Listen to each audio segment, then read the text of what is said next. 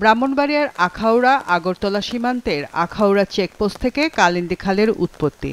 খালটি গাজীরবাজার, Narayanpur, bypass মোড়, পৌর এলাকার সড়ক বাজার ও বড় বাজার হয়ে নদীতে মিশেছে।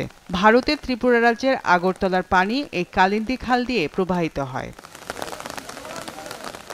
গত ২১শে আগস্ট ত্রিপুরা থেকে নেমে আসা পানিতে প্লাবিত হয় আখাউড়ার ৫টি ইউনিয়নের ৩৫টি গ্রাম ও কসবা উপজেলার ৩টি ইউনিয়নের ২৬টি গ্রাম। স্থানীয়দের অভিযোগ, আগরতলার ইন্দিরা গান্ধী মেমোরিয়াল হাসপাতাল, ডাইং, মেলামাইন ও চামড়াসহ বিভিন্ন কারখানার বর্জ্য মিশ্রিত কালো পানি কালিন্দী খাল দিয়ে ছাড়া হয়।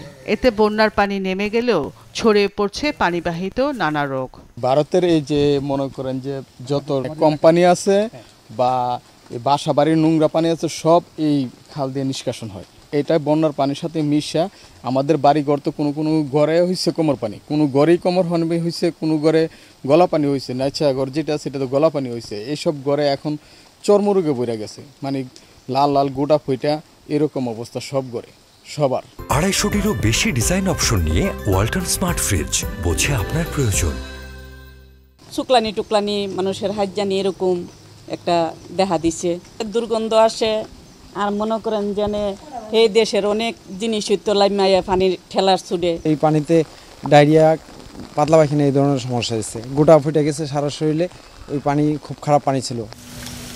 পরিস্থিতি মোকাবেলায় ২ উপজেলায় বন্যা দুর্গত এলাকায় ২৫টি মেডিকেল টিম কাজ করছে বলে জানান সিভিল সার্জন। রোগীদের সাথে মানুষগুলোর সাথে কথা বলে তাদের থেকে একটা কমপ্লেন পেয়েছি, সেটা হলো তারা বিভিন্ন চর্মরোগ, অ্যালার্জি, চুলকানি এগুলোর কমপ্লেন করছেন।